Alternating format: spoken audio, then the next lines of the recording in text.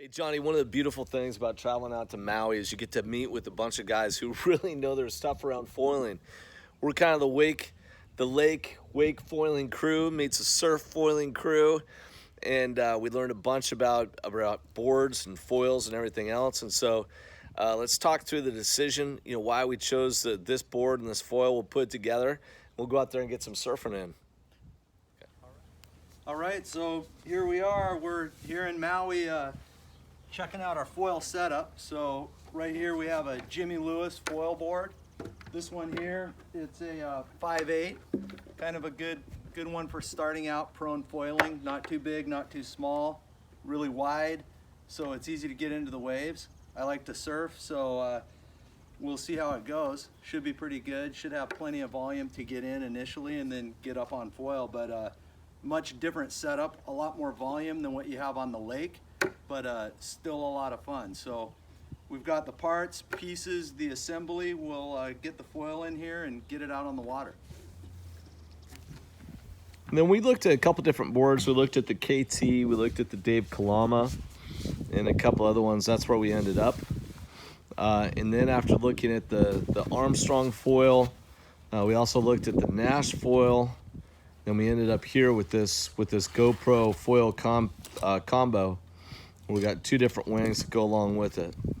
What you don't see here is that we put the front wing, which is a Kai front wing, on, tapping it lightly with the rubber mallet to get into place. Then you go ahead and put in the screw. Very straightforward, easy to do. GoFoil, put a little wax on there as it goes into the board. This takes a little bit of finesse and a little muscle. Now, the first time we put this together, we missed the part about putting the wax on. You really want that wax on there. And then, when you go ahead and put it in here, you have to use a little bit of force and work with it, at least the first couple times. Kind of rock it back and forth, get it seated in there. It takes a little pressure, especially with a new board. You got a new foil going in there, but you want a nice snug fit. Get it in there. That should be good there.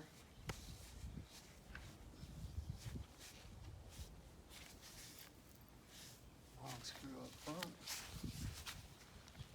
Go ahead and here we'll put the mounting screws in. Obviously you have a choice. You can direct mount this or you can go with the bracket, mounting bracket. Here we're just going direct. Just a tip for you when you go shopping for a board and you ask them, make sure you're getting all the screws that you need at the time of purchase to make sure that you can go ahead and connect that on there. And you want to make sure that the screws that you get are beefy and appropriately thick and strong, because the last thing you want to do is have them break off. So make sure that you get some GoFoil, approved mounting screws. Go ahead and again, mount it right there in the tuttle box. Get it nice and tight and ensure it's on there well. And so Johnny, these foils, this is a little different from the Slingshot foil, right? In terms of construction and weight?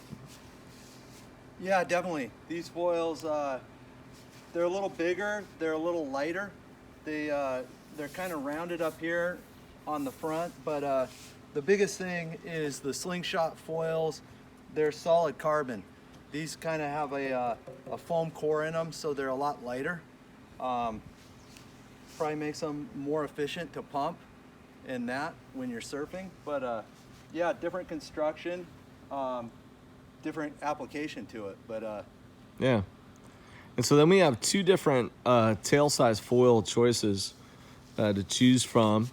One's a little bit bigger, one's a little bit smaller. This one here's one a little bit bigger. So supposedly you get that thing up there, you have a lot more stability when you're riding. yeah, this setup, there's small waves today, so we're going with just a stable setup, large wing.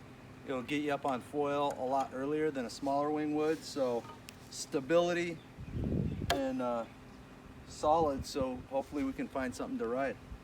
So again, feel free to use a rubber mallet here to go ahead and tap it on. We didn't have one, so John just kind of muscled that thing on there, making sure it's secure, and then you go ahead and put in that mounting screw so it doesn't go anywhere. Final touches of assembly.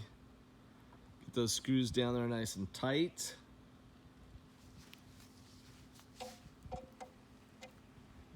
Johnny, I think our Jimmy Lewis Superfly is looking pretty Superfly. It's looking pretty good. Colors go good. We got the red, the blue, the white. Looks great. Let's get it in the water. Let's try to What's going through the head right now? Well, there's some fun little waves. We'll see how it goes. Alright, All right. see what we can do, brother. All right. You gotta be careful with these things. They're kind of a pain in the butt because they're heavy and they're big. Believe it or not, it does take a little bit of practice. You know, whether it's a prone board or a sup board, that foil can be a little bit awkward. So a good idea to try that at home before you get to the beach. I know it sounds a little bit silly, but it's true. You'll notice here John is also wearing an impact vest. That's to protect his ribs if he takes a hard fall. Also suggested would be a helmet. You see him here putting on the leash. We decided to go with a straight leash. Another option for you is a coil. Some people think that stays out of the water better. But we've seen that wraparound thing, so we prefer the straight. Unique to foiling, you'll see as John gets here to the water, you're going to put the foil upside down, go ahead and put that leash around the ankle and swim out past the break. What we learned is that during the pop-up on the foil, as opposed to surfing, you want your hands to be about 6 to 8 inches further forward during the pop to put more forward weight on the board and to hold that down until you're ready to elevate it. John got up on the first day. You'll see one of his first rides in a second. I needed the first day and a little bit on the second. Get out there and have a great time.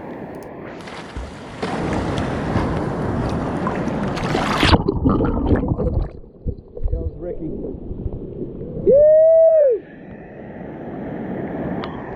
Ah, yeah, nice ride, Ricky.